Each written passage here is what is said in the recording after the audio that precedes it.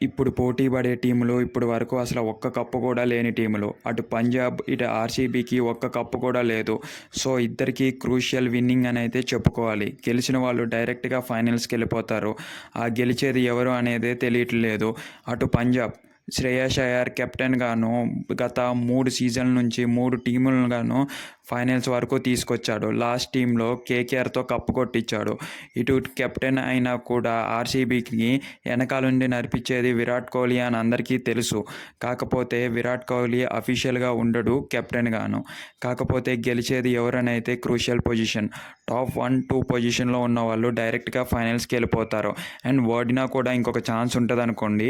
కాకపోతే ఆ ఫైనల్ పొజిషన్కి వెళ్ళి కూర్చునేది ఎవరు అనేదే ప్రశ్నగా మారింది.